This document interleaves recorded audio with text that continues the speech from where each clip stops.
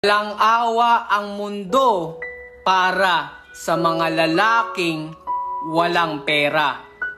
By Ate Liz Chu.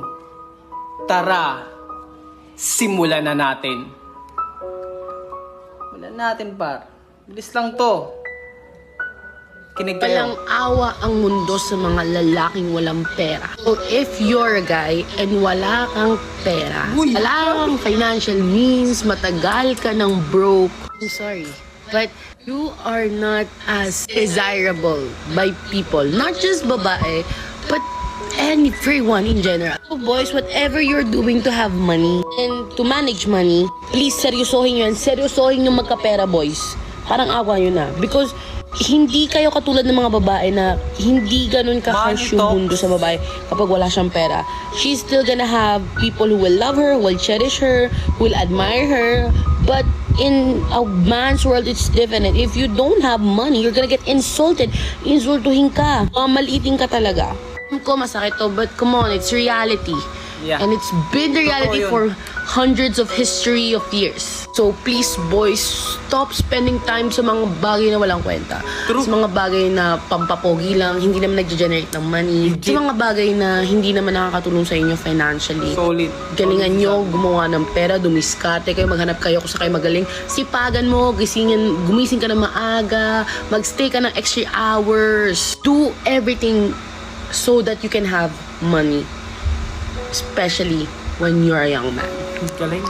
Well, accept it or not, in reality, tama lahat ng sinabi ni ate. Yung sinabi niya na kapag broke ka, kung ikaw yung lalaking walang pera, walang awa ang mundo sa'yo. Well, I respect her opinion about those men who's into downside moment of being financial broke right now kasi standard ngayon. We cannot force anyone, especially yung mga babae na gustuhin kaming mga lalaki. But in my perspective, kaming mga lalaki, kahit gaano pa yan ka-broke na babae, kapag mahal namin yan, pipiliin namin yan in any cost. Ganon kami pumusta, boss. Pero, if yung babae, nandito ka sa ganitong senaryo, you're broke. Kung may babae man, may gusto or nagkakagusto sa'yo, kung may girlfriend ka ngayon, Chong, and she believes in you, she actually considered your situation na ganyan yung pacing mo, and she support you no matter what sa gusto mo, like hustle mo, while the other people hindi magawa yun for you. Plus, emotionally, she cheer you up na go, kaya mo yan, and here in your side, we can win this together, and reminds you na she always by your side. Bro, win-win situation na yan, especially if financially she voluntarily help you to your needs nang walang hinihinging kapalit sa uli. Chong, hindi ko na kailangan to sabihin ng paulit-ulit. Mafe-feel mo yan.